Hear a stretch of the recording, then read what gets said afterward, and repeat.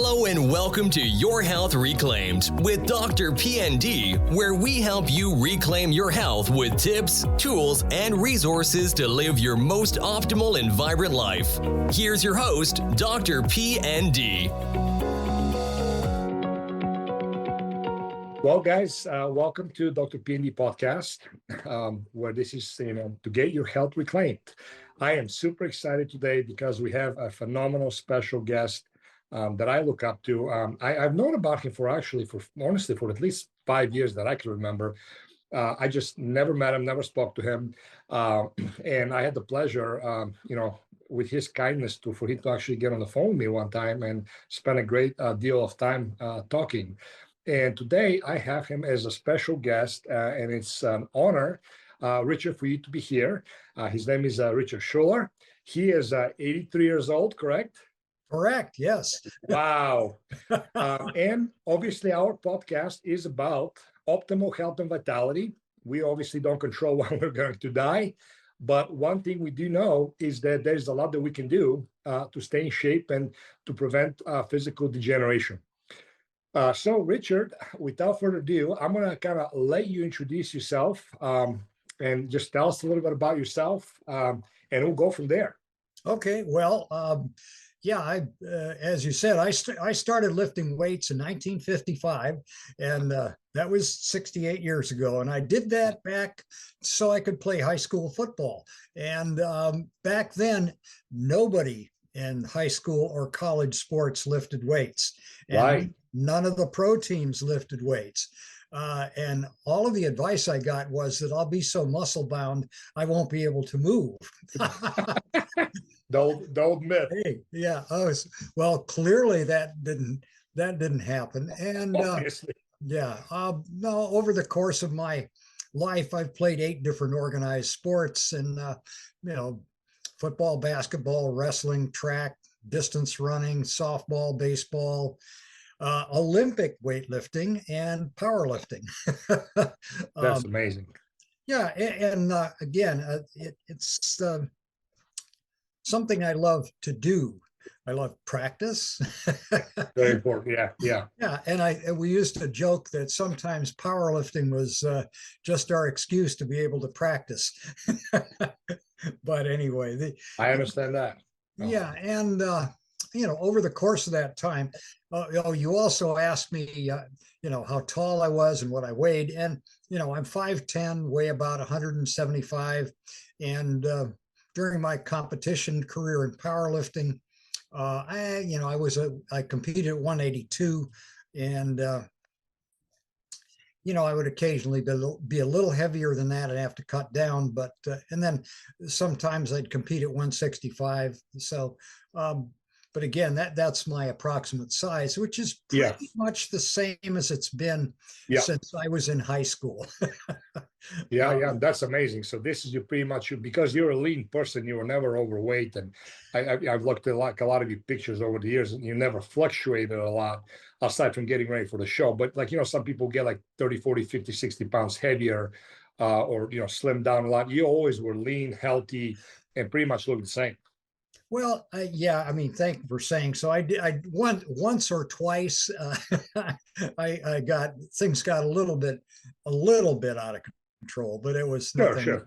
Yeah, but again, looking at when I was doing a lot of international traveling for 6 years, by that I mean, going to Russia or Ukraine once a month for a couple of weeks. That was. That was a little hard on the training regimen, but anyway, But still, that's not a problem. So basically, you're still the same height in your, high school, college, as you are now at 83 years old, and that goes again to show that to dispel the myth that a person has to shrink and they have to lose inches, because I have a lot of clients and patients that I work with. They have osteoporosis and weakening of the bones, the spine degeneration, stuff like that. Yeah, that is so amazing. That is so amazing. Well, later on, when you ask me about what I do to work out, one of the things I do regularly is hang from the pull-up bar. Just hang. Yeah, absolutely. Yeah, a lot of guys actually have preached the last 15 years, as far as I know, have actually, excuse me, have preached based on research the importance of hanging and stretching. Just regular hanging on, like I said, a chin and bar. Right. So you've been doing this stuff way before any of the research stuff was coming out. Oh yeah. And I when people ask me about, I says, well, what's the most recent innovation in fitness? And I said, well, probably realistically, it would be interval training, which was invented in 1936. And that was I mean, if you recall, I think, well, you were an athlete back in the in your earlier years, and all of us did interval training, whatever our sport, if it involved running. Sure. And sure. I mean, weightlifting has been around for 2,000 years. And any kind of absolutely. And kettlebells, I guess they're 1704 is the first kettlebell competition. That's right. So, and it's amazing, when I was growing up as a kid, they used to be very popular, and a lot of the wrestlers and the weightlifters in Bulgaria used to use them.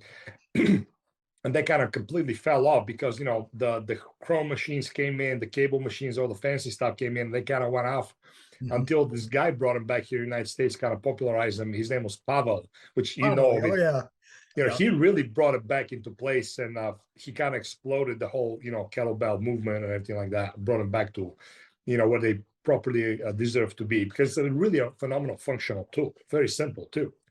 Oh yeah. I have a full set of kettlebells in my workout. Actually, I read an article in Powerlifting USA magazine back in 2002 by this crazy guy from Russia, and of course I've been going to Russia, as I told you, for 6 years, and Pavel, and he said, oh, use these kettlebells. Well, see, the kettlebells I remembered from the 50s were really dumbbells with a special handle on them. Yes, correct. You couldn't really do some of the precision like moves, the flipping and stuff on the wrist. And because the handle had hit you. But anyway, so I just bought 3 of them off, and boy, I've been I use them every week, a lot. and you also told me that you do a lot of kettlebell swings throughout the week. Like you try to get a certain number, like snatch kettlebells. Right. Swing, No, I sort of my magic number for snatches is these days is about 100 a week, and I don't know. Wow, collectively, and wow. 10 years ago I was doing 200 a week, but and again, things that's well wow, that's amazing. No, I mean, but again, I'm doing a lot of other things now that I didn't do then. So that's amazing. So tell me now, let me real quick, tell me, what are your all-time best lifts in the power lifts, whether in training or competition, doesn't matter. Squat, bench, deadlift, if you did the press. Okay. Well, my rule is that if you didn't do it in competition, you didn't do it. That's right. I was not going to say that. But okay, you said it. It's rule. Okay, I don't know. I don't know how many people have told me about their 400-pound bench press. So anyway, but it's no okay. My best lifts in the squat, I did a 470-pound competition squat in competition. Oh, awesome. And that was when I was in my late 50s. And then I consistently was up in the 430s, occasionally 440, all through my 60s. And the bench press was probably my worst lift, since what you can't see are the length of my arms. I look like Batman. Yeah, I can vouch for that. Trust me, mine is the worst too. And anyway, I did manage to get a 300 in that once, maybe twice, but most of the time it was down 250-ish, 260-ish, and then deadlift. Oh yeah, that was a 470, and I was really consistent with that into the 470, 450 range, into my 70s. And got it.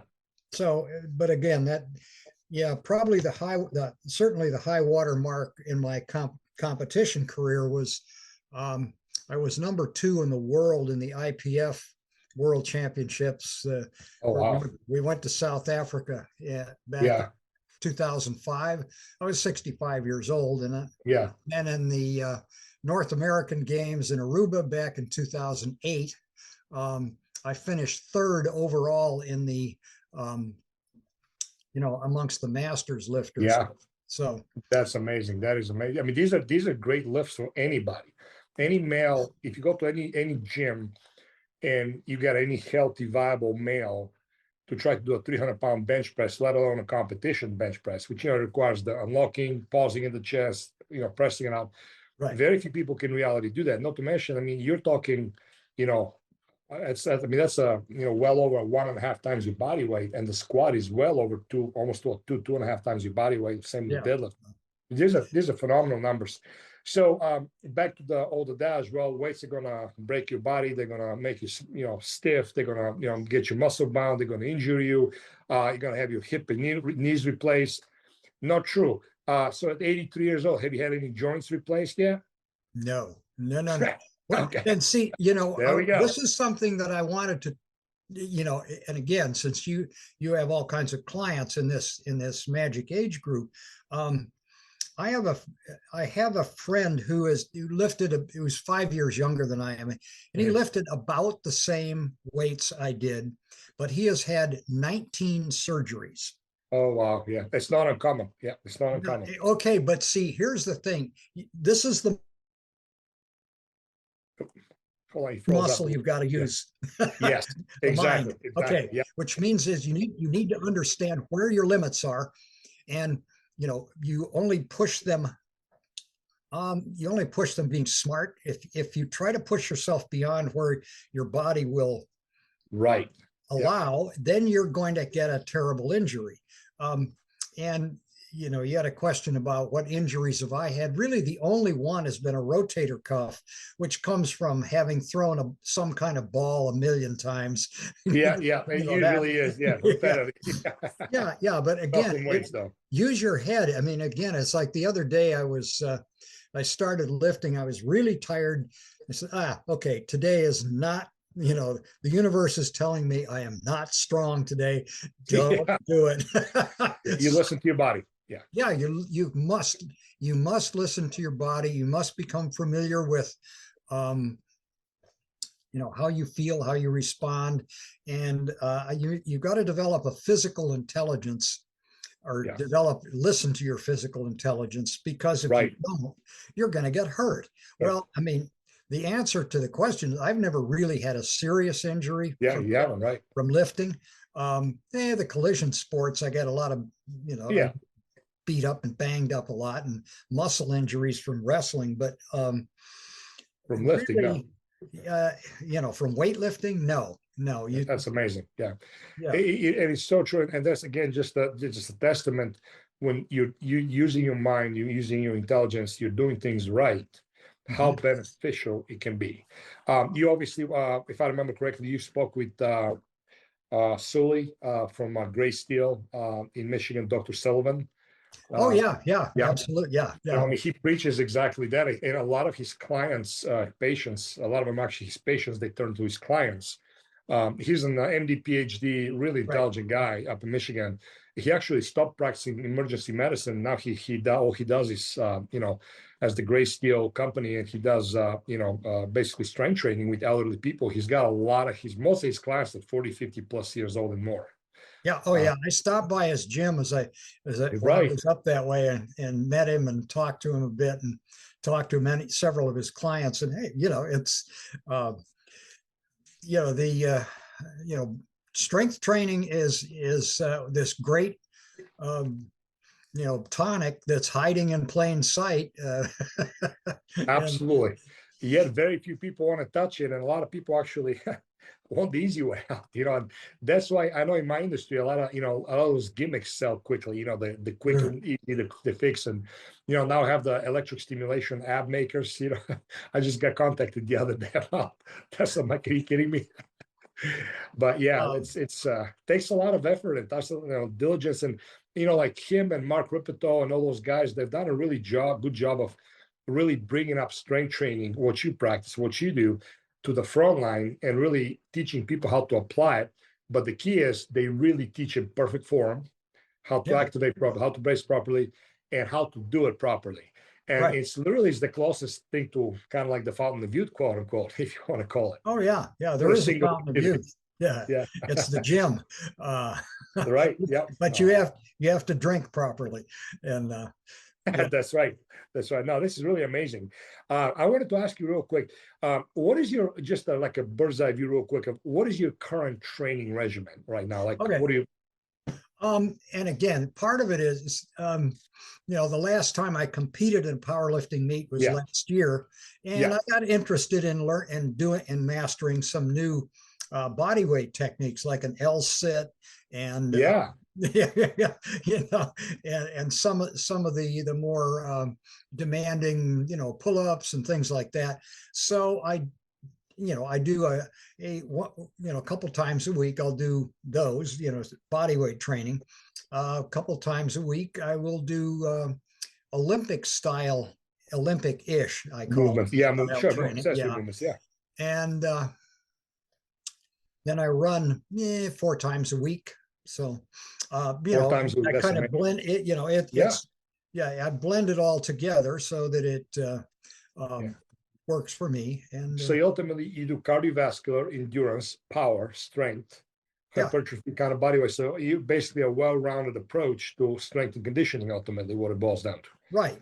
Yeah. And that's amazing. A lot of and again, I mentioned, physical intelligence. I always I always preach this thing about you've got to do, coordinated power movements that require you to do complex movements, under load, like, power cleans, for example. Absolutely.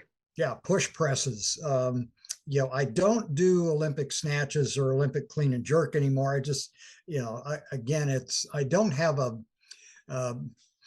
coach or a place to train with those, but I can train in my own, facility with, I can do the power cleans and stuff. But see, you're still getting the benefit, right? Yeah, I do the old time power clean where you just, pull it off the floor and take it all the way up in one move. See, back in the day when I was doing Olympic lifting back in the 50s and late 50s, early 60s, it was illegal to touch your body or touch the bar. That's right. Yeah, I remember that. Yes. Yeah, that's right. Yeah, and you couldn't drop the weight either. You had to lower it down. You can't. Well, that's because we had metal plates. And that's right. If you want, break the floor. Shrapnel flying through the gym, that was. I remember that. Yeah, and so I just do the old time power clean, which is probably athletically pretty demanding, and it puts a real premium on maximizing your quickness and speed, and again, you have to focus and central nervous system. It's a great move. So that's amazing. That's amazing. I wanted to ask you, go ahead. Oh, no, I'm sorry. I'm sorry. Sorry, we have a little delay sometimes in the connection. All right, so tell me a little bit about like, how is your what is your daily routine, generally speaking? Like, how many hours do you sleep? When you go to bed? When do you wake up in the morning? Kind of like just like a bird's eye view of your general living habits. Okay, general living habits. I'm a 9-hour sleep guy.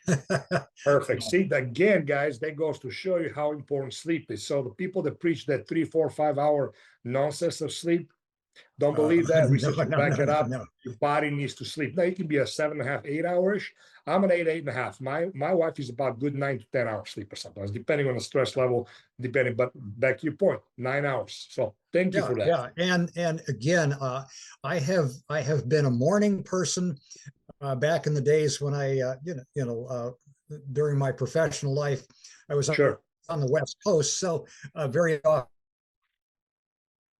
that meant we dealt with the East Coast a lot. So I'd get up at 4:30 and be in the office by 6. Let's see if I can turn this off. Yeah. Oh, I lost you there a little bit. Yeah. So again, I was a morning person for a long time. And then my second wife, was a night owl, so I started going. So I just You changed. I changed, yes, and hey, night owl works too. But But still, you're getting your good 9 hours of sleep, give or take. yes, and There you go, point. But yeah, yeah, so it's that's amazing. there's nothing magical about when you do it. It's just The sleep, you high just get quality your sleep. sleep, and yeah, but yeah, my day is pretty much. I will get up and read the Wall Street Journal and and and then go to work on my writing or computer and stuff. I tend to work out later in the afternoon, but sometimes at midday. Okay, yeah. Yeah, it just, but again, I am not a morning workout person, but I know that the early morning workouts are, there's about 20% of the people, that's just their sweet spot. That is perfect for them. Yeah. And it doesn't seem to matter what the activity is. Some people just really have a great response when they work out at 5 or 6 in the morning. Yeah. And that's great. If that works for you, absolutely. Yeah. But a lot of you have this big movement now that, basically the rule is that if you're not working on at 4:30, 5 o'clock in the morning, you're not doing the best. You're missing out. That's absolutely not true. Yeah, people get hung up to that, to these things like that. It's so much. It's absolutely not true at all. And I'm the same way. I've, depending on my career, and I've anywhere from midday, sometimes 9, 10 o'clock at night because I had no choice. Yeah. Great workouts. I've also done the earliest, which I vowed never to do it again. to my work schedule back in the day, I had to get up at 3:30 in the morning to be training at 4 o'clock in the morning. Mm-hmm.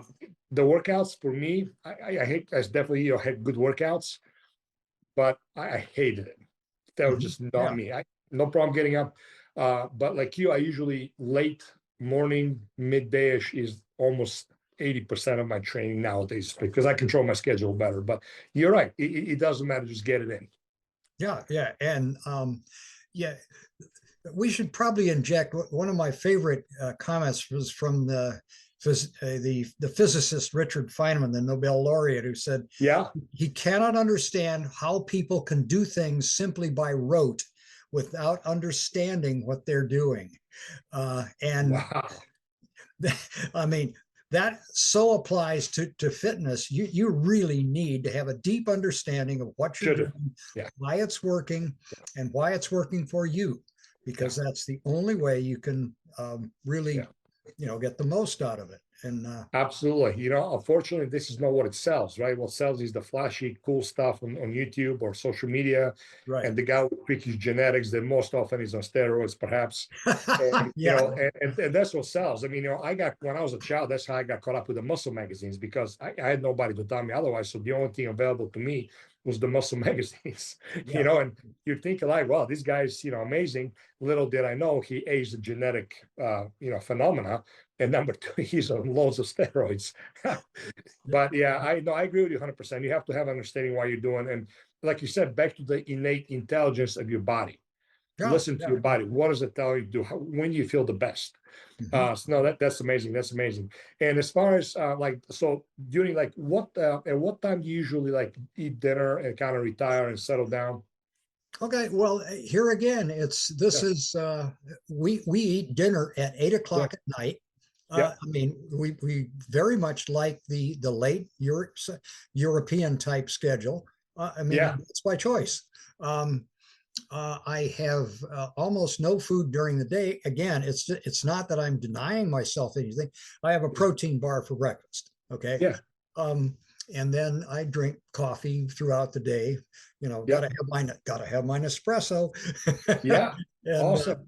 But and I'll have a protein shake after workout. But literally, it's a one meal a day, and sort of the rule of thumb we follow is it's always fresh food.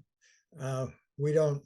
I mean, hey, once or twice a month, we may share a little bag of potato chips. I mean, Yeah, little one. naturally. But again, it's always fresh. And both my wife and I find that to be very satisfying, and it's, everything just seems to work well with that. Yeah. I never have any cravings. I should hasten to add too, I don't drink alcohol. That and I was going to ask you that.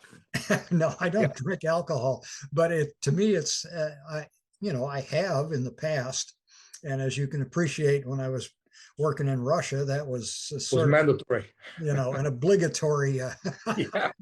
Yeah, absolutely. Yeah, but again, I quit 20 years ago, and I guess during the 1980s, I didn't drink at all. I mean, I just stopped.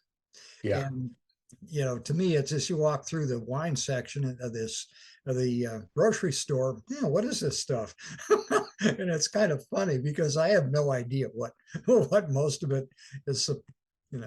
Sure what's is good, what's bad. So yeah, regarding the alcohol, I always get a question, and ultimately, if you're talking about optimality, research shows that very heavily. You can see it obviously, evidenced. Alcohol is a toxin anyway, sling it. If having wine here and there, going through like a little casual drinking period throughout your life, as long as you can metabolize alcohol, no problem. It's not going to do much. But continual consumption of alcohol, regular consumption of alcohol, I don't care if it's beer or if it's red wine, like people justify, it does cause damage. Add that to processed food, which most people consume, and that is not a better way to destroy your body. I can vouch for this. If you look at Eastern Europe, if you actually look at the longevity, especially males drink very heavily. Now, we're not talking about alcoholics. I don't count those people. That's a different story there. But I'm talking a regular person who drinks regularly, whatever it might be, a 6-pack, a half a pack, whatever it might be. Yeah. It will contribute to heart disease. It will contribute to cancer. You look at the evidence, look at the research, it will show you. It is just not a good option if you're interested in health and longevity. Again, getting one bottle of wine, a few times a year because of a holiday celebration or something, you had a great time with your friends, absolutely not a problem. But continuous drinking, it will hurt you. I don't care who you are. So yeah, thank you for verifying that, because again, that has been a consistent research. You will not see somebody who is healthy like you, 80s plus, 90s plus, who drinks. You will not. They might have, you will not. Yeah. And people like to argue that because obviously that's a big poison for most people. That's a weak spot, and they like to defend things. Now I get questions. What about coffee? Coffee, on the other hand, has a phenomenal research backing it up. And again, you're a testimony. There's a lot of other people in the 80s and 90s that good quality coffee ingested the right way is phenomenal. Now, you're not going to want to drink coffee at 10 o'clock at night. Every night inhibits sleeping. You can, but usually not. But coffee has phenomenal benefits for brain function, for just overall health, metabolism, and so forth. Yeah, I completely agree with you. On that. That is amazing. And again, when people say something, you can't argue. Here's Richard at 83 years old. You just can't argue with fact. Yeah. Well, and again, one of the, you mentioned that, you said, what advice do you have to give to people? I said, okay, if you drink, stop. Simple. It'll make a massive difference. And it hasn't got anything to do with, and he said, oh, I won't, but I love wine so much. Well, hey, you'll be okay. You got to make a choice, literally. And say, hey, do you want to feel fabulous 24/7, 365, or do you want to, kind of degrade gradually? Yeah, and you will. And that's the thing. They'll justify, again, we're not talking about alcoholism or excessive, like severe excessive drinking, but you will degrade over time, little by little. It's so insidiously slow that you don't see it, but it will catch up. And I mean, I lost my father to that. He was not an alcoholic. He was Eastern European, very strong man. He fasted alcohol 6 weeks out of the year due to religious reasons. That was just part of the Eastern European Orthodoxy, like Lent, whatever you call it. But that was it. Aside from that, he drank. not in the whole day, but in the afternoon for lunch, and then heavily at dinner, he would have his drink. He had no problem with alcohol. He would metabolize it, got up next morning, never had a headache or anything like that. He was, never mean or anything, but alcohol destroyed his health eventually, and absolutely contributed. And again, I see this in Europe all the time, especially in Eastern Europe, because those cultures are very, very heavily involved in that. So yes, thank you for that. Thank you for that. Yeah. But Richard, I want to ask you, so tell us a little bit, like, do you take any supplements, like nutritional supplements, sports supplements? Creatine. Yeah. Okay. Good. Yeah. And Again, a lot of research behind it. Oh yeah, a lot of research Yeah. behind creatine. And in the warmer weather, I will take calcium, magnesium, and zinc. Yeah. Just to prevent cramps.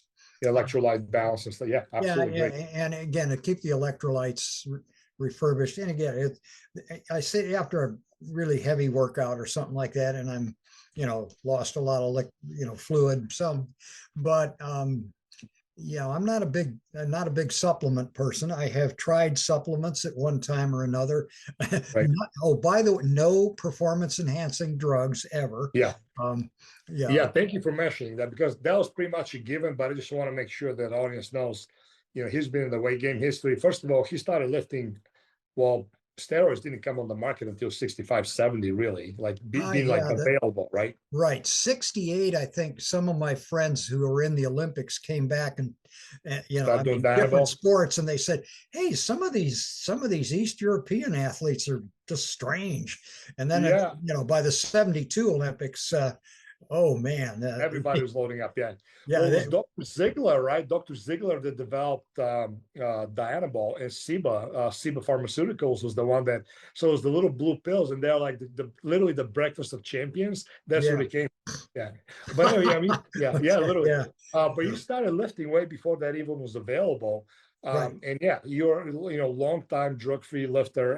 Again, another testimony to to your lifestyle and consistency and dedication. So those numbers were no with any kind of enhancements. No enhancement.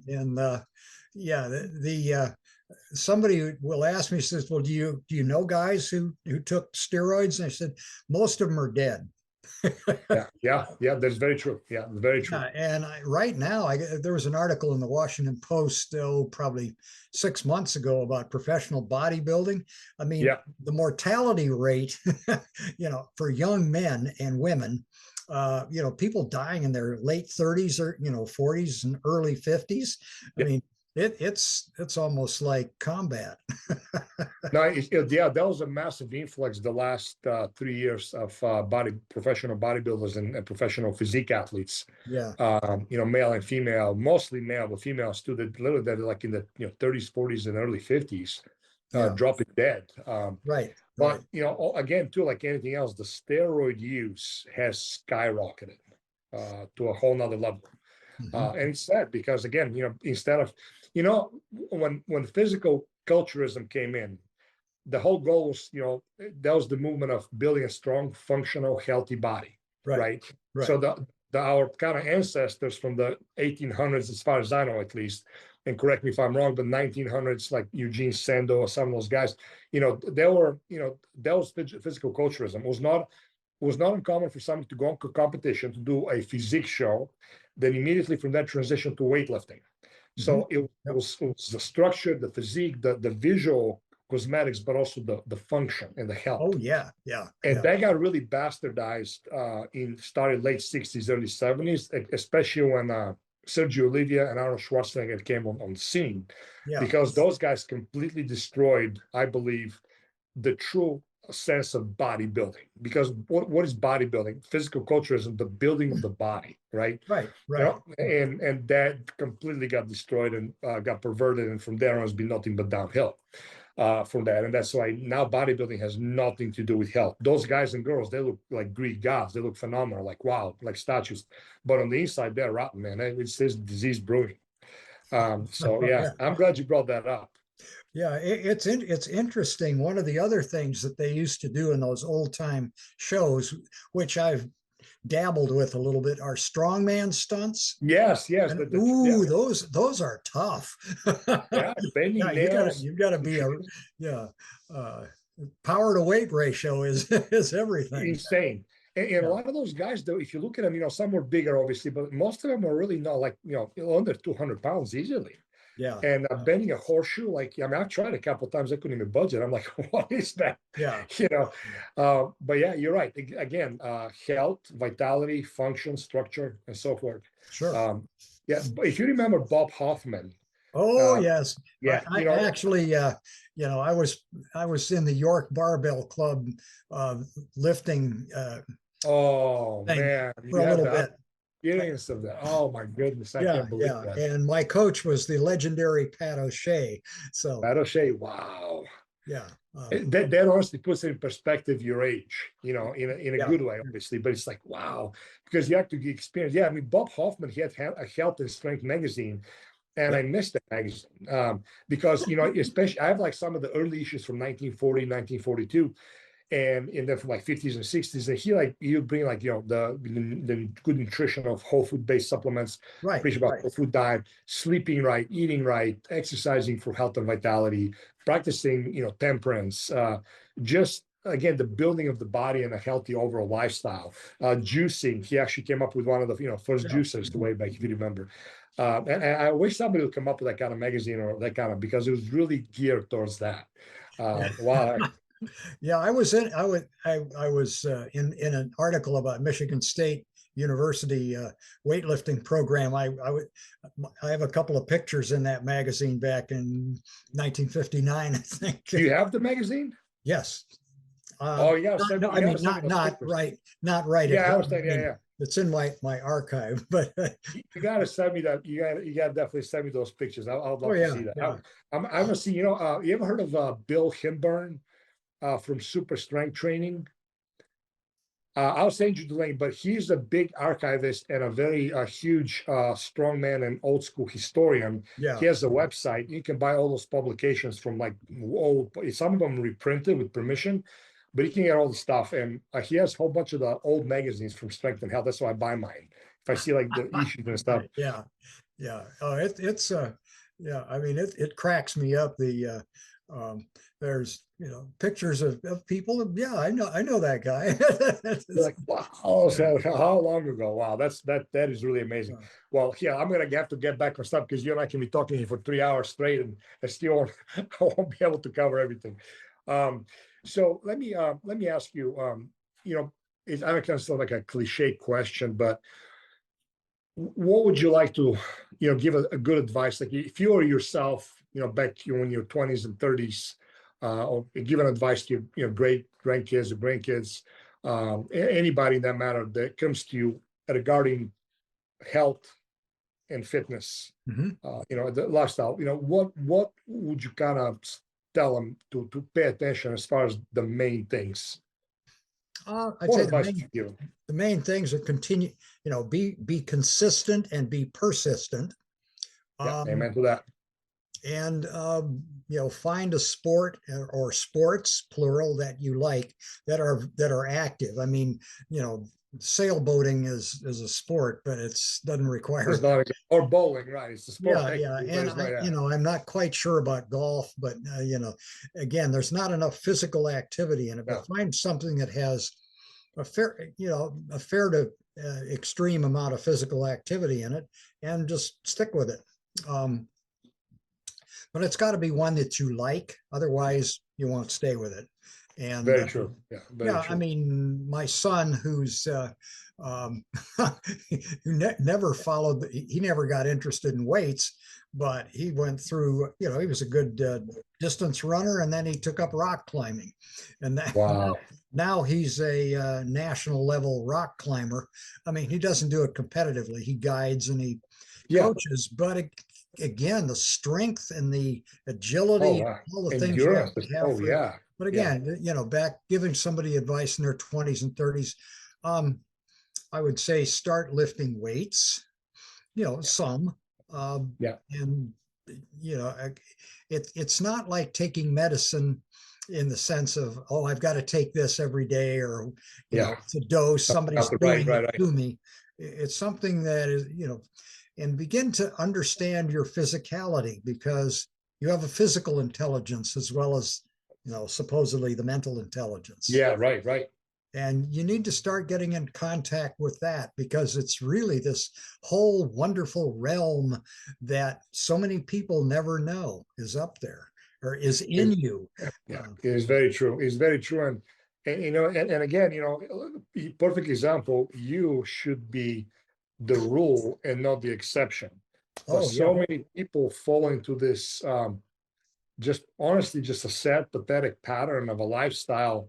And the assumption and the belief is that, well, now you're 78 years old, either you're going to be A, dead, 2, debilitated, or a nursing home, or at least if you're kind of sort of well, you'll be at least on a few medications, going to doctors all the time, and just doing light kind of basically just an existence, quote unquote, lifestyle. And that's not the case, because when I asked you also, remember yesterday, you told me, I asked, how do you honestly feel?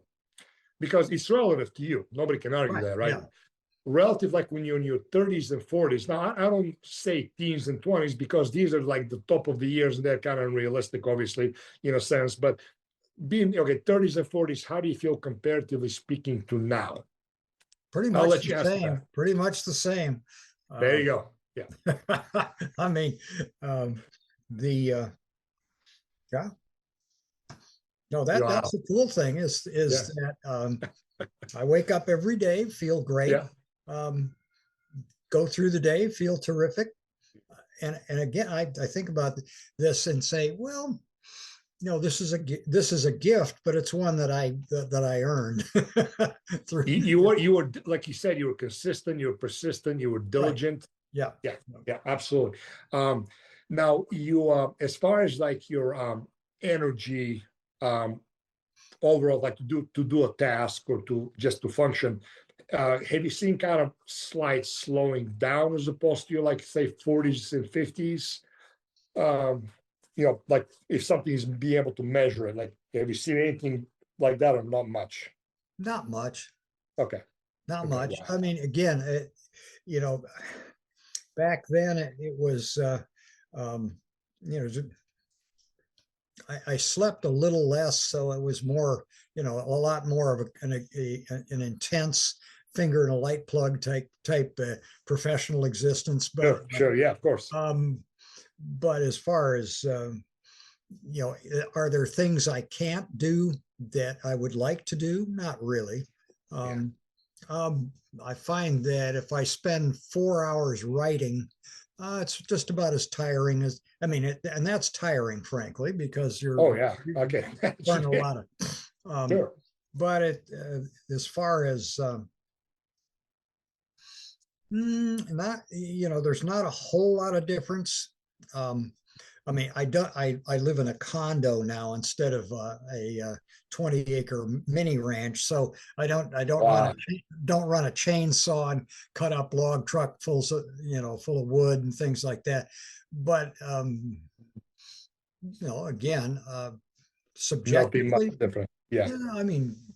I can do it. I know how to do it. So Yeah, that's amazing. Yeah, that is amazing. Now, if you were, for example, like, and relatively speaking, if you were to do a powerlifting meet and get ready for it optimally, yeah. What would you kind of assume you'd be able to squat now as opposed to your best of 475? Well, okay. Probably now I would, I would target 275. So still that's a lot of weight. Yeah. And bench press probably, and again, a little bit more than I weigh, which, I think I'd probably do 185, 190. Yeah. And I noticed in the USA powerlifting, there's only one person in the country that can do over 200 pounds in that weight class. So really, yeah. Mm-hmm. That's Again, this is competition. Yeah. And then deadlift, I practice that enough, so I can figure that doing a 350 pretty easily, maybe 375. Yeah, that's amazing. Yeah, it's a lot of weight. I mean, again, very, very few people can squat, even regular, 20, Oh 30 yeah, year olds that are healthy. yeah, Let us know. and yeah, most gyms you go to, people, people's idea of a squat is to sort of flex their knees and then Oh God, yeah, don't even get me started on that. That's yeah, that's yeah. a whole Oh, different I story. Yeah. don't know.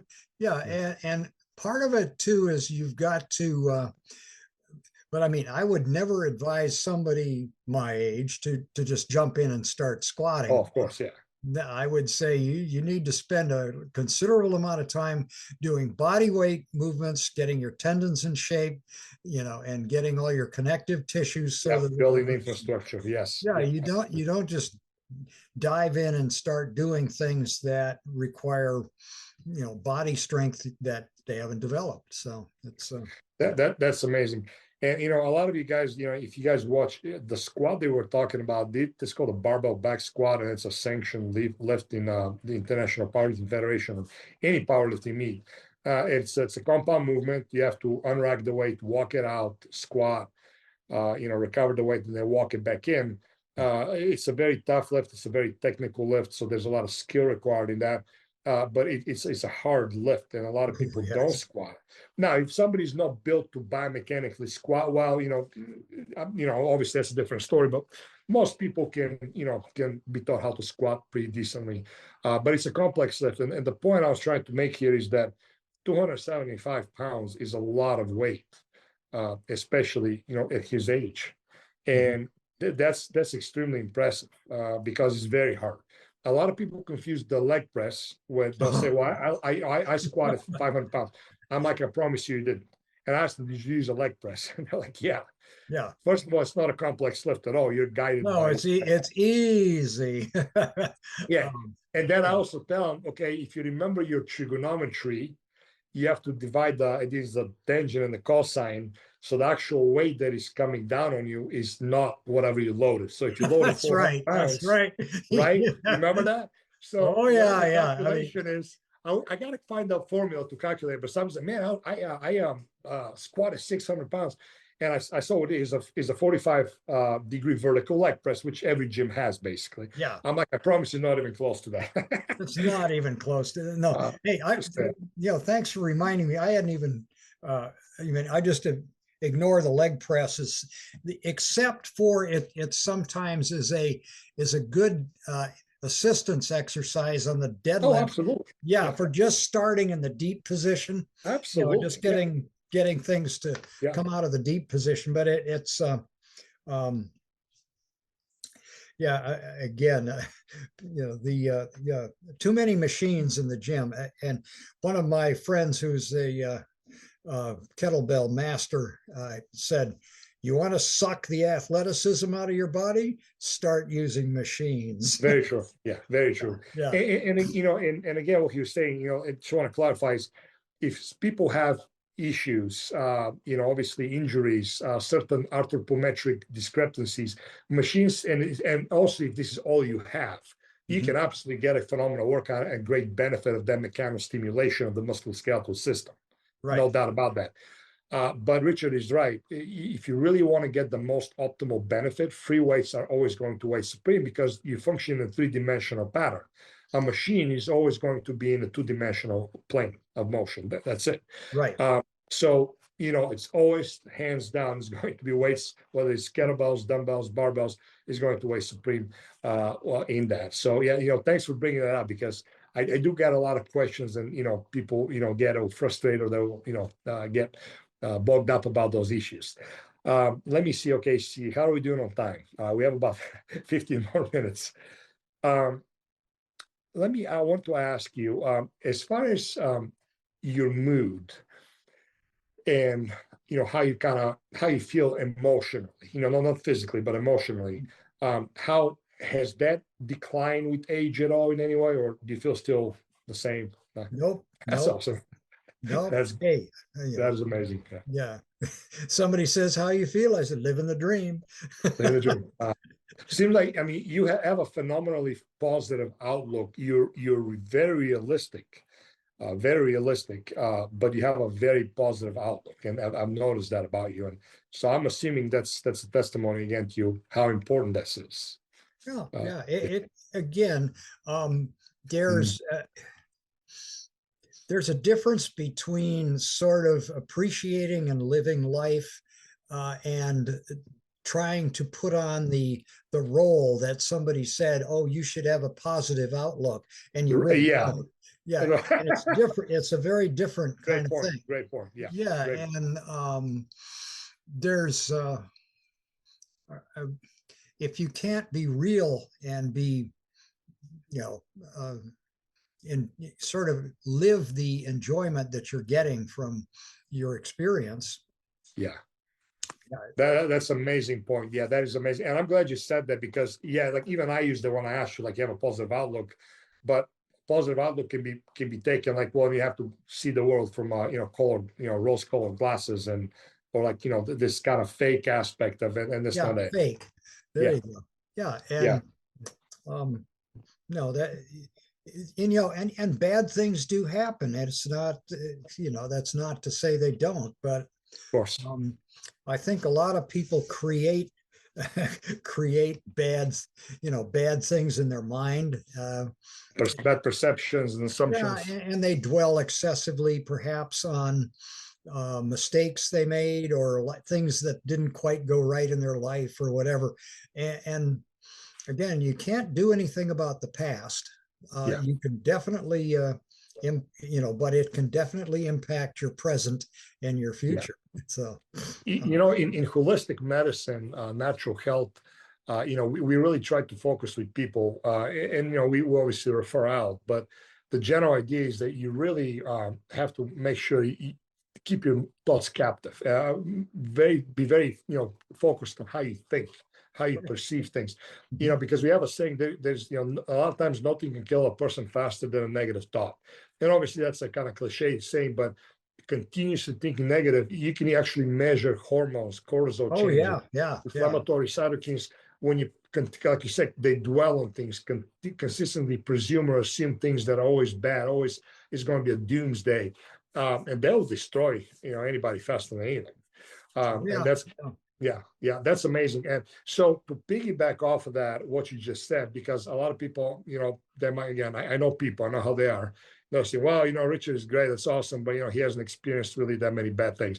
Well, I beg to differ. As a matter of fact, he's experienced very bad things, and one of them is the worst nightmare for anybody who actually has a spouse and love them. So do you mind sharing real quick with your past wife what happened? Yeah, I mean, she was dying of cancer, and I took care of her. I wouldn't have anybody else take care of her. And you asked, what the value of my training was. Well, I was able to carry her upstairs, so we didn't have to leave our home. So or get assistance. Yeah.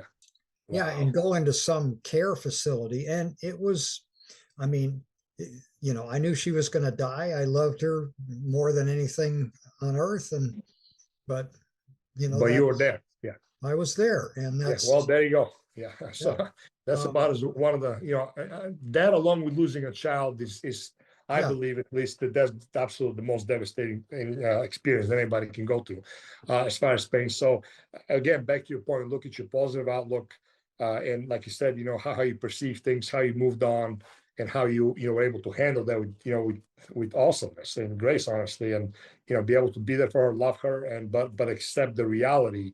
And and move on. Wow, that's amazing. And now you're remarried, correct? Yes. And you guys are enjoying life. Oh, loving it. Yeah, as we're awesome. headed to Europe for almost a month next week.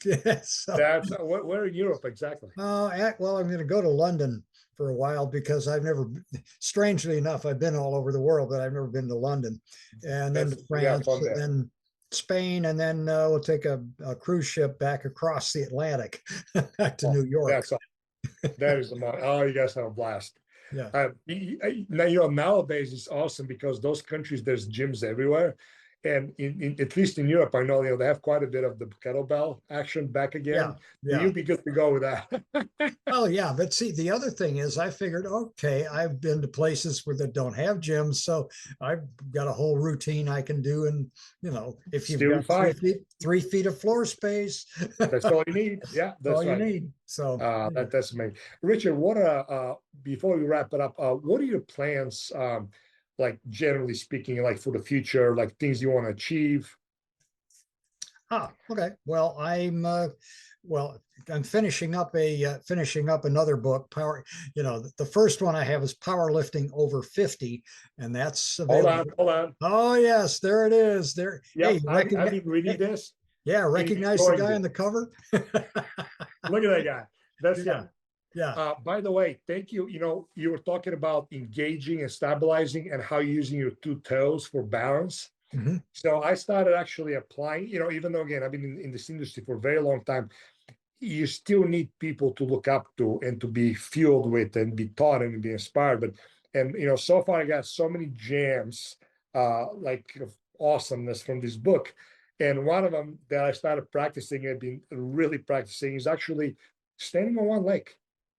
Or having a little muscle ball that I have, and literally trying to keep balance. Now you can't do it more than like a few seconds at a time, like motionless. But it's been amazing how actually better I feel, and actually my calves have been getting sore in places I didn't know existed. And I've been at it for almost 3 weeks now. Mm-hmm. I'm up to a minute per leg, like no problem. I'm just gonna stand there. I couldn't be able to do that. Well, how does that translate to me? The other day I was front squatting, because in Olympic lifting, unracking a front squat, you have to walk back. The stability I already feel so much better. I didn't have a problem with it necessarily, but I didn't know what I did not have. And I appreciate that. And the balance, again, just something that is simple, no equipment needed. It's amazing. Yeah. Oh yeah. No, that's cool. I'm glad you got some benefit from the book. I have Powerlifting Over 50 Volume 2 coming out, Oh, you let me know, because I'm buying it. So tell us about your books. Tell us about your website. How can people reach you? Yeah. Well, of course, the book that I, have, the most, far and away the most sales on is that Powerlifting Over 50 that you just showed. It's a phenomenal book. Yeah, it is. Yeah, truly. It's easy to read too. And, I have another one that's called Get Back in Shape After 50, which is really geared more to people who are, out of shape and, want to get back in. It's the sort of the first 3 months of getting back. And then that's most people. Yeah. And some other books like aerobic training for weightlifters, which I think is something that weightlifters need to do. Very much. Yeah. Everybody needs to do. Yeah. But again, you got to do it in a way that doesn't mess up your, your other training or get you hurt. It works for you. Yeah. And, I'm doing that. I'm trying to start up a paid subscription newsletter. And that'll be more toward the first of the year. That's awesome. Over 50 Volume 2 will come out early December. So I'll sign me up, because I'm there. I can't wait. And my next on my list was actually the aerobic book for strength training, because what Richard is, and correct me if I'm wrong. A lot of guys, and I became at fault as well. We love strength training, and we're involved, and we do everything right with it: recovery, sleeping, eating healthy, and so forth. But you have a tendency to kind of ignore aerobic and endurance training. I'm too heavy to run. I'm not well suited to run. I also, growing up, I had ankle issues, and so I don't run. But I kind of ignored proper strength training, especially the better and better I got into the lifting. And that actually did catch up to me. So I'm, that's another thing that I would like to, it's next on my reading list. Let's put it that way. Yeah. Well, again, to really optimize that aspect, because it is important, and we can always improve. Let's put it that way. Oh yeah. Yeah. And the thing that is important to understand about aerobic training for strength athletes is that this is something that conditions your entire cardiovascular system in ways that nothing else can. And you don't have to become a marathon runner. You just basically have to be, make sure you've got good blood supply to all the muscles, all the extremities, Right. and especially to the brain. Absolutely. Yeah. Yeah. Very And important. this is sort of fundamental care of, fundamental care of your body. And it also, aerobic training at a low intensity also, takes a lot of the junk out of your system and gets rid of it. So you're, Yeah, I definitely can see increased recovery when I do my cardio, properly and yeah, regularly, without doubt. Yeah. Now yeah, that's amazing. Yes. Now let me ask you this. Your website is midlifehardbody.com. that is correct. Awesome. Okay. Midlifehardbody.com. Yeah, midlife hard body. And you also have your Amazon links, and you offer also, and what I like is you also offer personal coaching. Mhm. And I think that's really awesome because look, one thing I always tell people is you might have, there's people that are smart, they're very intelligent, kids that, they have like a PhD in exercise physiology and strength and conditioning, which are not easy programs. You have to give them the respect that they deserve, but can never beat experience. And that is just something, that kind of wisdom, discernment, knowledge that you have. It's honestly, to me, it's priceless. And I'm really excited about that because, I'm really excited you're doing this. And, any of you guys watching this, you'll do well to, to take heed of that. Check it out because Rich has got tremendous amount of, again, experience and wisdom and knowledge and discernment that he can instill in you. And there's nothing better than when you've been there and done that with success. Yeah. You just can't. Well, thank and you you so just- much. Very kind words. I appreciate them. No, I really am. You have no idea. Like I got off the phone with you a few weeks ago, and I was like high for the rest of the day, because for one, you're an anomaly, and but you're a realistic anomaly. It's not one of those people. Oh, he's 105 years old, and well, he drank and smoked, supposedly, which nobody does. But people say, well, just genetically, and he didn't really do much. No, you're 83 years old, and you actually all your life have been disciplined, diligent, hardworking, use your mind, very smart, and that's a testament of how reality simply it is. Yes, it does require hard work and diligence, but is nothing unrealistic. You're not like you're a paid athlete that's all you did all your life, or now you have those people that are those millionaires that have those insane, like literally $200,000 a month programs that they do, like hyperbaric chair, customized supplements, hormones. Everybody wants to look like 150. I honestly, a lot of the stuff is a waste of time and money. But my point being is it's realistic and simple. And you're a testament of it. And I think this is what's really needed. And there's no gimmicks, there's no fancy stuff, there's nothing where people like, oh, it doesn't, it's no sexy and the fanciness, the best I can describe it. Multi-marketing and products and so forth is just reality. So yeah, that's why I'm so impressed, Richard, honestly. And then a lot of very few people also speak that language. And the reality of it is that I always tell people is it takes discipline and diligence and persistence and hard work. And you gotta want it. You gotta want it. You might not enjoy the process necessarily, but if you really want those results, you have to do it. And nowadays, just people look for the easy way out. And that's why those companies make so much money. Whether it's yes. It doesn't, it doesn't deliver. You have to go back to the basics. You have to do what works, and what works is not fancy, and it's not a lot of times fun. And there's no way around that. There's no shortcuts. No, again, there is no shortcut. And no, although, well, of course, the latest shortcut de jour is the weight loss drugs. And oh my God. The damage that you're seeing now with the glutapeptide that you have, it is, it's bad.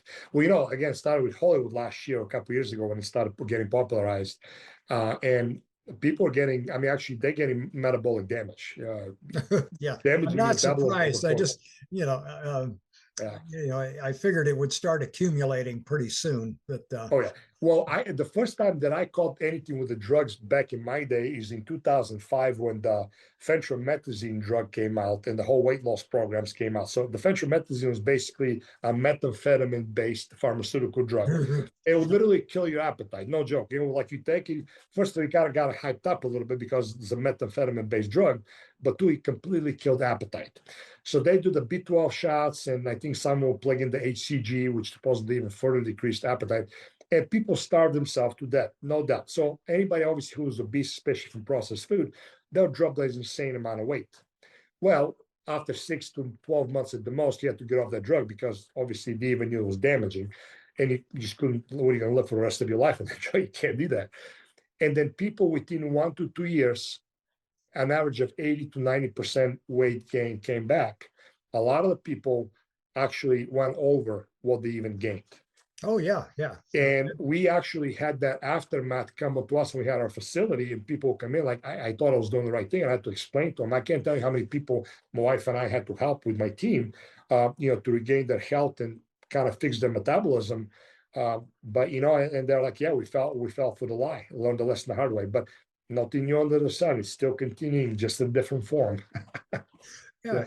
Again, you're in it for the long game, and you want the game to be good as long as you can. And absolutely, yeah. Because it's just not worth it. You see people physically degenerated and debilitated. Mm-hmm. I just cannot comprehend why would you want to live like that. Yeah. Well, they don't want to, but I just happened to see an article last week in the New York Times about some guy was saying of how hard it is to get all these money. He says, I'm 83 years old and I have a hell of a time getting out of taxi cabs in New York. My foot gets caught behind the seat and I fall on the pavement. Give me air. Yeah. Doesn't have to be that way. This is not something that should even be an issue. I agree with you 100%. Yeah, it doesn't have to be. But I'm really excited about your website, your new book, and also your newsletter. And if you can, do you have a YouTube channel or do you have any social media? I'm going to set one up here, and okay, after I get back from Europe. yeah, that'll be awesome. Yeah, because your message needs to be heard. You're a living testament of healthy lifestyle. And again, you didn't have to be extreme. You didn't go vegan or vegetarian, plant-based only, and did crazy exercises or anything like that. Everything was, done in the right way, in moderation. And again, you're a living testament to reality and what success will have. But I would definitely, if you would have it, I would definitely love to have you again. Sure, and pick up strong. And I'll wait until you get your 2.0 powerlifting over 50 done. Get the website or any of the social media channels in the newsletter. And I would like to definitely, visit again and spread the message and see where we go from there. Hey, that would be wonderful. Thank you so much. Well, thank you, Richard, again for your time and the wisdom and the motivation. And you have no idea, sister. I'm like so excited. I keep going back and forth to referencing the book, and I'm still reading. You can't memorize the whole thing, so you have to go back and forth. And there's many gems that you keep extracting and applying. So I'm really excited about that. Mm-hmm. And do you have any questions or any final messages that you want to relate to us? Well, I think probably. Every now and then somebody says to me, "Oh, you're a natural." I said, "Well, does that imply that all this happened without any work, any effort, any thought?" And I said, "Well, I don't know." But no, I think the word you used was lifestyle. No, if you live the lifestyle, you get the benefits. But it's all the things. It's not. Yeah. I go to the gym and then I reward myself by going face down in the ice cream store. Yeah. You see that all the time, right? And also when people say, "Well, I go to the gym every day," well, what does that exactly mean? Yeah. And for most people, who's going there, they'll do on the bike for like 5-10 minutes, walking around, barely breaking a sweat, do a machine or two, talk to people for half an hour, leave. Yeah. But yeah, no, thank you for that. Very, very, very true. Yeah. Very, very true. Oh, hey, and the other thing is, hey, if you think you feel good now. You can feel better. But you So get the true. reward 24/7, 365 all the time, every breath. There it is. So anyway, but Very, very true. Very true. Absolutely on point. Well, So- thank you again. Your website again is midlifehardbody.com. And guys, I'm sorry, I'm not technically proficient yet. I'll start having links and all the stuff eventually as we go. yeah, I promise. But yeah, contact Richard. Check out his website. He's got the link you do have the links for Amazon for them to get your books, correct? right. Yeah, you click on the book picture and takes you to Amazon, or Perfect. you go to Amazon and just enter my name and all of the books. Richard Schuller. Richard Schuller. Yep. Awesome. Yeah. Awesome. And you can, and your email is still Richard at midlifehardbody.com. Actually, great shape, Richard at greatshapeover50.com is better now, because there were, for reasons that aren't worth discussing on this, Sure. Having to do with the forwarding of emails and the problems that various ISPs were having. Oh boy. Okay. Yeah, I understand. Yeah. So okay. Give me that email again. Yeah, Richard at greatshapeover50.com. Awesome. Well, guys, thank you. I hope you enjoy this interview. Please email me and let me know if you guys want any particular questions answered, more specific for next time. And we're gonna, keep the healthy lifestyle, vitality, wellness, and fitness conversations going, because I believe it's very worth it. And the rewards are phenomenal, because if you don't have your health, you don't have much else. Honestly. No, you don't have much I'm at such all. a believer in that. Yeah. Thanks. Well, thank you again, Richard. You guys have a phenomenal afternoon, because you guys are 3 hours behind. And stay strong, my friend. And I look forward to emailing you, which you and I will do, and then having you again. Okay. Well, thanks so much for having me on. I really, really enjoyed it. And, thank you. I'm glad you did. Upward and onward, buddy. Amen to that, buddy. Hey, thanks a lot, man. Have a blue one. Bye-bye. Bye. Thank you for your valuable time and for listening to the Your Health Reclaimed podcast with DrPND. Be sure to hit the subscribe button and share this episode with a person you know it can help. If we can help you in any way, or you would like to connect with DrPND, please visit drpnd.com. That's drpnd.com.